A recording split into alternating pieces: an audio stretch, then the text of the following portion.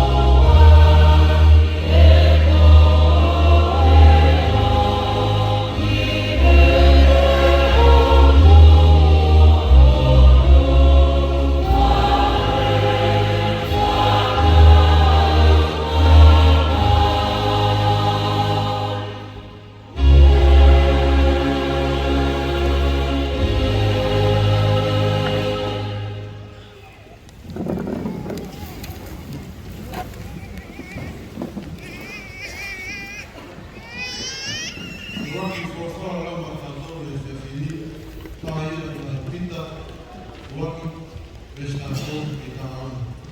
For pinta, working vestator itahan. Ayo pero hoy mo ay ano ang mo to wala ka sa kanya. Pero mapapanak i-keres en onokomi e whakakuman o sisuraisi. Whai o ngari mo whanau taro sua, o oa te motoku ki moto, e ana ki o mo ngahi horinu, whai e tari e. A mo wanga ki e toko taho maa koni, nene uru ki moto, o mo hoko ki moto whoki, o maa koni, e o moto honga to tope. Ko uti, mo tohi o pehe, e mo maa koni, e o ko maa koni, e mo.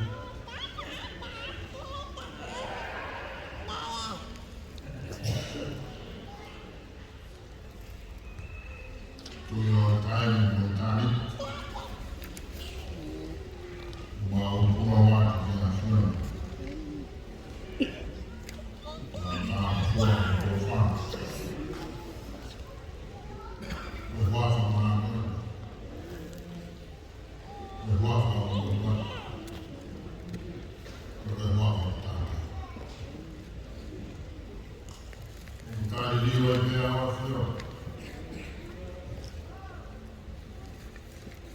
Gloria, the fire light on top. Mabima o na mau o o mai fire on top. Je fini. Na e whakapa pepe. E whanaua. Mo vision. E wotoutou e vai whakakoe. Mea mai ai kare kasteri. Wasa ki hoa. Ki whakoroa e vai whakoroa. E a whakawhai e whiwhiri. E kamata te whawhana. E mawena na whakapuri ke whirupu te tōre te mawhana. Koe ko sio roa te ka. Ka whawhetake ko te whawhetake o mani.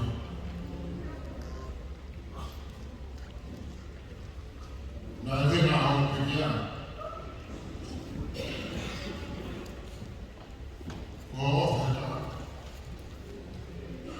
Tō koe toi tōku te whamahino ki toi tōku. Ui kai lara te matuke. Koe ofa o koe viviri u kore mu mai ki tāna. Ma whae mea tau piki tāna o whanua. E whiwhiri, o mani e mea tau pe. Whakatūtū ku whae e whakamāre. Koe ke puke e se mau whanau. Mau whi mau hakaharu ne mau whanau kua kua koe. A mau toru e te whatakama. A mau toru e tāna mo te noa. A mau toru e kua ke whae ngā whatamea kai se toru e mau whanau. Kai he te whiri. Mau whatakama. Ora klama koe i te tintiru. A sirihiro ai whanau. E o tō. O tāna o mea fu whanau. Tuke mauhira te ose no mui. Taku whai ka mea ka whai ka pēa o sina. O mauhiri. O maurota, o atamari, o maari ki tāka. O ngā mauhira. Kau mai. E sea a tamana. Ma tane pasteri. Ma me. Fai mai e flau e abrila.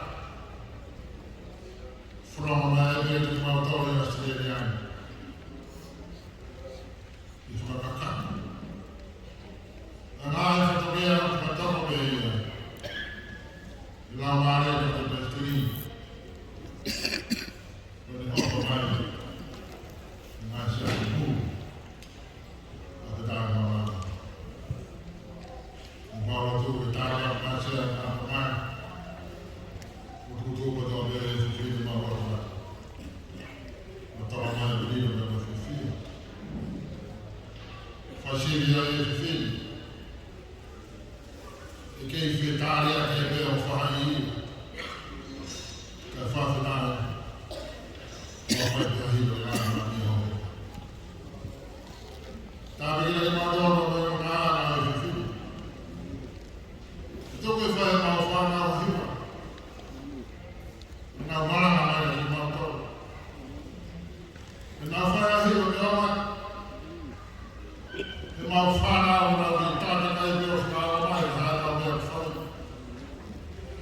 Fai fare per la fine di Natale non va bene. E poi dare una marito ma una matta di tutto via quindi. Ma io non so dove fare. Non dove finire con mano e con mano. Ma tu che fai con mano. Ma come la con mano. Dove odore, ma fai due minuti di fame e poi ti fa ruota nella rottura. E non vieni a una volta. Non vuole la fiorata, non è fame. E sia, ma il testimino non torna da me. Perché io fa una rotta di uno. Poi il problema è che non è fatto, però non so se non vorrei dire un po'.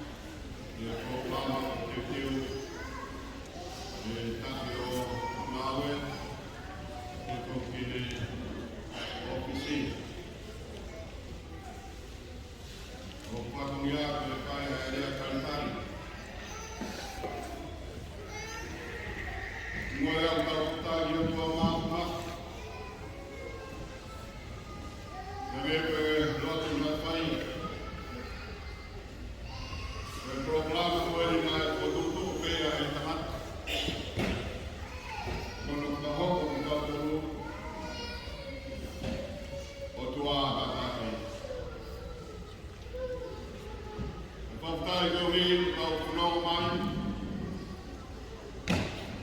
Le vai kunua o tau sinua kia i tau kosi. Ke tau kuota i le vai kunua o tau whaini. Rea o tau whaini koe whaptai me koe whamaro.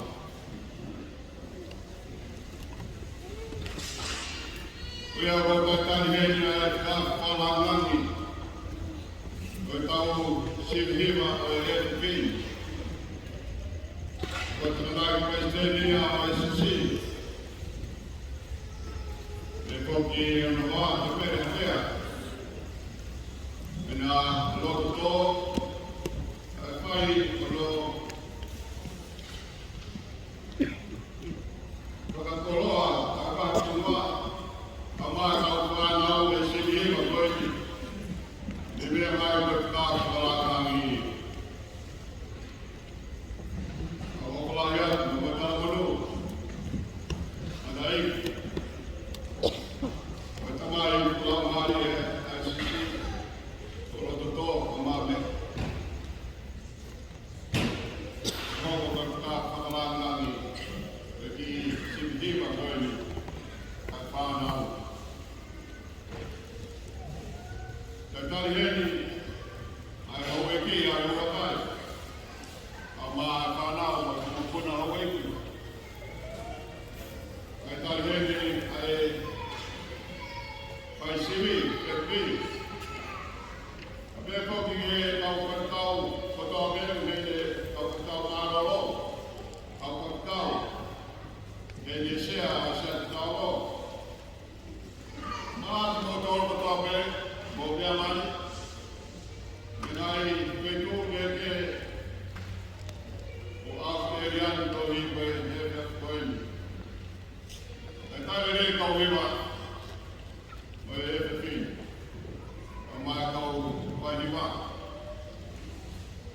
E wāne me, ina mawa sini hiwa, ma hiwa. O e tau maa ka kauria ni mea kau kotoa le te pire. Kau whakatoroa e tau tau e kōri o tau hiwa. E tau hiwa whiwhia i ni te nākanangu e te ki. Kono whara nei, lau atu e tau whānau. Au whakatabe ngāti a ngoi maa nori. E anaki e ka moe e tau. I tau tau e tau hiwa e tō kōni. E tau moi maa noni. E maa noni au tau e tua. The message that was given to us by the reading of tonight. It is a call for us to a holy living. It is a call for you of the Waipunua Australia. You must live holy according to God. In verse 13, therefore, prepare your mind to exercise discipline yourself and set all your hope on the grace that Jesus Christ will bring when he is coming.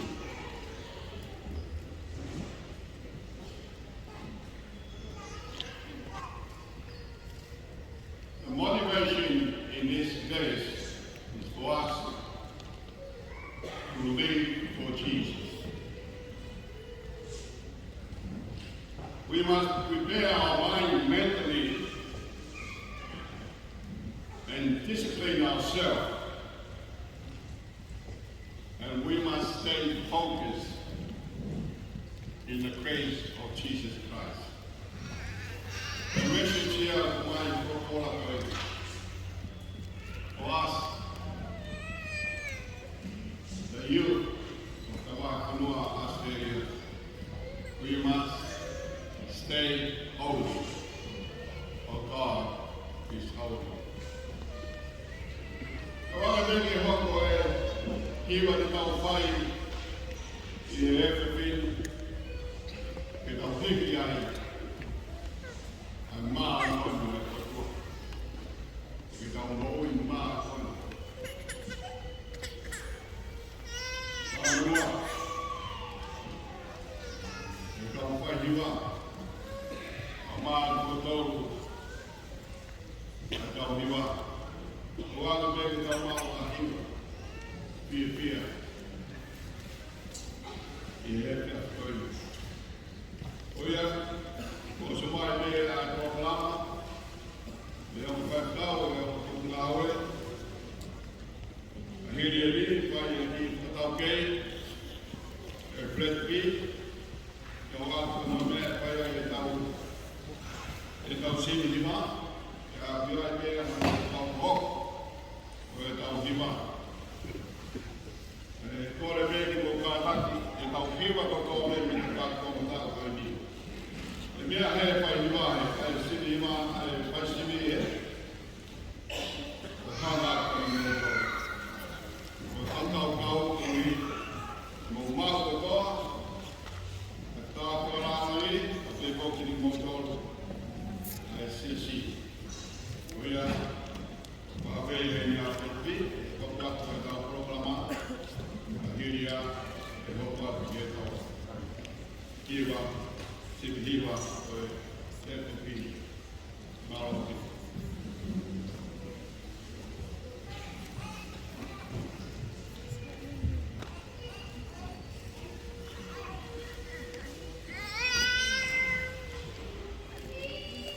Tape moi pakikia e toka e puata o roto. E tua ka mai ka moi aro me lau mai mai. Taki sea. E ku korpesia ki pamamala. E tara pakatu o ke ama. E patahai ki lotu. Tak maki pegi he pa pulana ne han.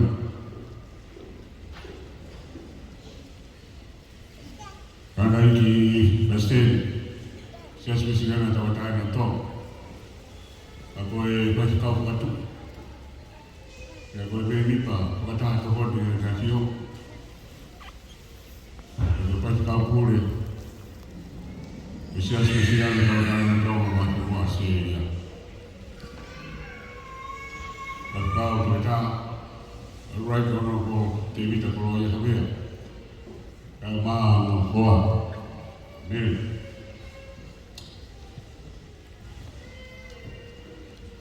Atulawat tulataya na COVID. Ini kata kau kepala. Mai kau kau. Ini motor be. Kau sempat. Mana hipotesias ke bunga hipot mau. Ini kau hibat pun.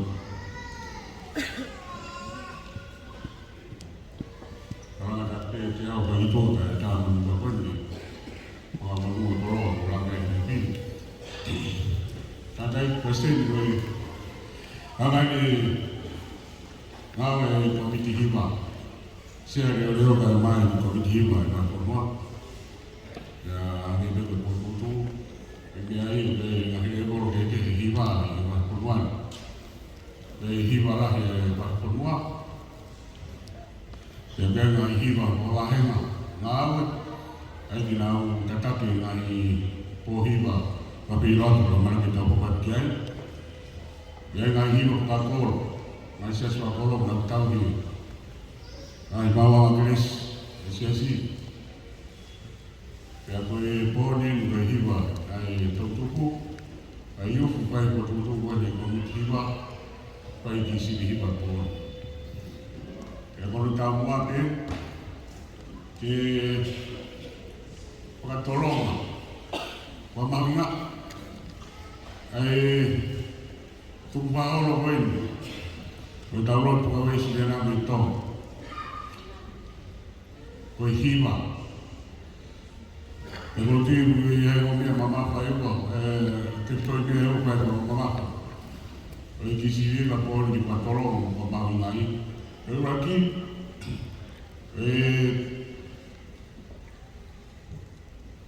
tau patolonga koloa siasi.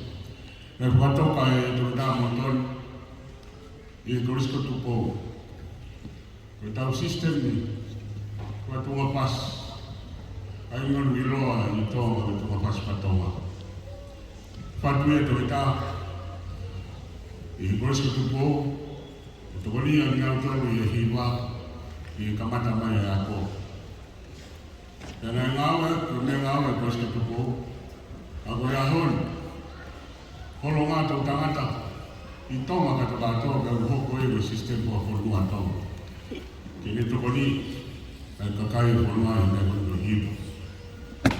Jadi itu pemantar kau ini sistem dia berubah. Dan itu mai pemantar kita hit. Di dalam pemantar kita betul pa 5 ono hidup walau hidup. Itu kalau hidup lagi tunga pas. Kaya doon bilo ako ito paani o tuwahi. Ito po bilo ito. Ako kung kawaki kawakaw ito ni Siwa. Kaya mangtaw hilo tuwahi. Pagpunuan. Tawa hiwa. Hiwa tolonga. Kulo ako iya. Mawaw he may ilo kumulin. Kaya ke mapanaw. Mapukamu ya. We now practice, we now ngawet, ay kemukatolong, tahu tu kuahal we bawa sian. Naga kinatay, kung ano wa hini. Ang ibigoy ako, ay pagkolong ito kita, terus ketupo, buho ko ganyan ngawet siya. Pagka ingatan dia tahu siya. Kaitong betul-betul, punuang malupua. Ya, buang may tahu. Puno mai puno kulit. Kalau biaya itu ini lebih patolong. Ia no pat di sini no orang tak ada. Kau aku pemalat, pemalat Malaysia, kau pahiwa, kau mahawiwa, kau nau, lalu kau time lah nak pamor time. Kalau tewe sini lah. Pamalo atau itu tu biaya, pamalo boleh orang ini nak Malaysia. Kalau tahu sini apa ni poni, ni apa yang lah yang ni buat teknik ni, musik tak dibayar ke sini. Kalau kita tu dia buat betul, tu mama yang bayar tahu sini. Kalau tu dia mahu Pembangunan kami belau siap, tahu belau mari mana orang lagi ini, kami tahu foto tu ngau kalau kan, tadi ini tiga ni, Ipana udah masih Ipaya kalau orang lagi ini, kami tahu kalau tu berpaya berpaham ini tahu ini, dia Uwa berpamana itu, dia kaya sibit, uang kita kaya cuma pasir, kaya accuracy itu uang itu pasir berapa hiu, waktu kita ambil, kita kalau uang, kesina pakai boleh ada lagi cuma pasir, oke bang mahir, kalau itu mana tahu, itu kan ki Intonation que overhaul aqui, porque a pintura vai assim. Foi aí que lea o payat, tá manual de motor comigo. Eu tu e eu grave, dengan ini apa teknikal kita lebih dimui. Kalau mari payat kita ngawet, kalau kalah lagi itu si suka isi dari itu tambah. Lea apa?